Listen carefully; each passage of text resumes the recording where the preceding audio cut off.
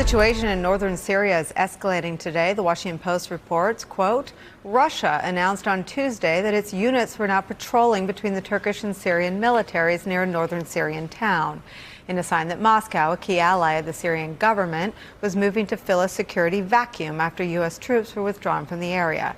Russia literally filling the void left by the U.S. in a tragedy of Donald Trump's own making. This war began after Trump's call with Turkish President Erdogan, where he essentially gave Turkey the green light for their military operation. Finding out exactly what was said on that call is crucial, as former special envoy to the global coalition to defeat ISIS, Brett McGurk, noted on Twitter, writing this, quote, given the predictable consequences now unfolding before the entire world, if it's true that Trump warned Erdogan not to invade northeast Syria, release the transcript.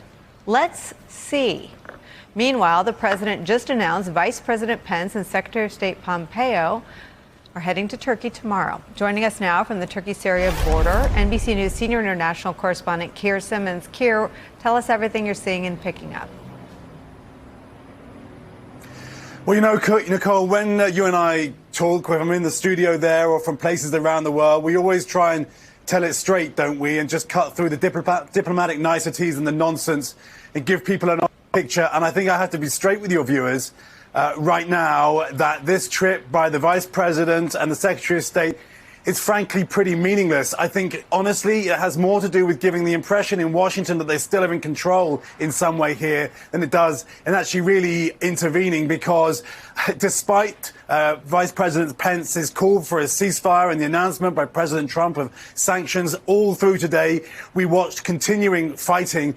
And on a day like today, when you see a Russian guy on video walking around apparently a just evacuated American base, when, as you just described, the Russians say that they are now policing the line between the Syrians and the Turkish forces, and when the chairman of the Joint Chiefs has to get on the phone with his Russian counterpart to talk about the security of the remaining Russian military on location, then I think we have our answer as to who is really in charge here and how much America is being pushed to the sidelines.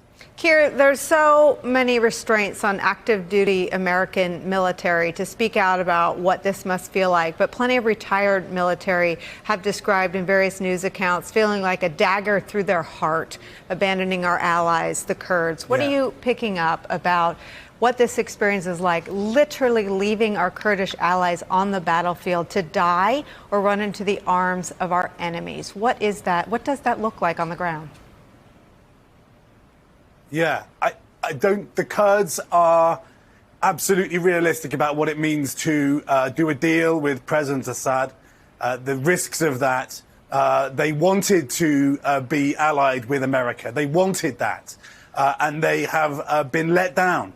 And on our way to do a live shot a little while, a day or so ago, we're traveling and there are Kurds on this side of the border, on the Turkish side, and we run into some Kurdish villagers and they ask us, who are you? And we say, we're from American television. And they say, oh, Americans, cowards. It's just one anecdote, Nicolle, but I think it gives a fair reflection of the way the Kurds feel right now. And you can't really blame them, honestly. Keir, this is a part of the world where there are not a ton of young men who want to be American allies as much as the Kurds do. What are our prospects for reestablishing credibility in the Middle East? It's a great question. Look, I mean, let's be honest. It isn't the first foreign policy crisis that America has faced around the world. America has huge influence. A huge military presence, huge cultural influence. So let's not kind of talk the country down too much. The country that both of us have such huge affection for. But at the same time, it just goes back to Putin, doesn't it? You've got President Putin right now in Saudi Arabia. In Saudi Arabia, an American ally and on the phone, directing and peacemaking and doing deals over Syria. That kind of sums up where we are right now. And let's not forget, and we've talked about this before, it's not just the Russians, it's also the Iranians. This is about the ability of the Iranians now to have supply lines through Syria to Hezbollah in Lebanon. This is a profound shift in the diplomacy of the Middle East, in the facts of the ground, on the ground of the Middle East. And you just got to say that all of this came about because President Trump wanted to withdraw, frankly, a handful of American special forces and military.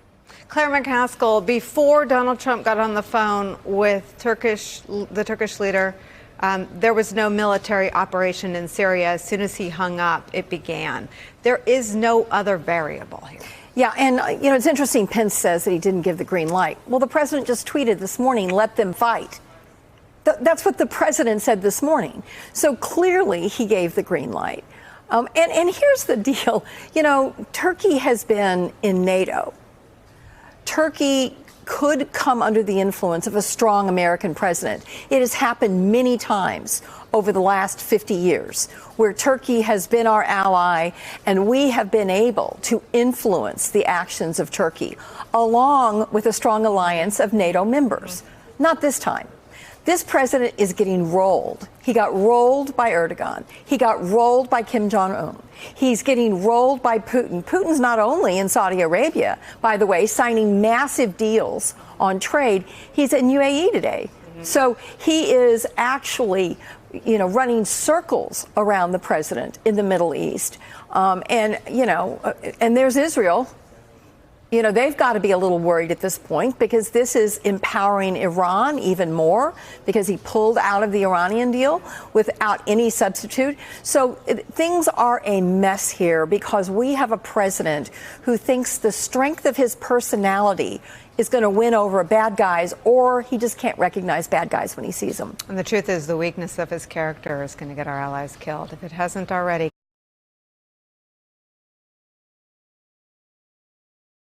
Hey there, I'm Chris Hayes from MSNBC. Thanks for watching MSNBC on YouTube. If you want to keep up to date with the videos we're putting out, you can click subscribe just below me or click over on this list to see lots of other great videos.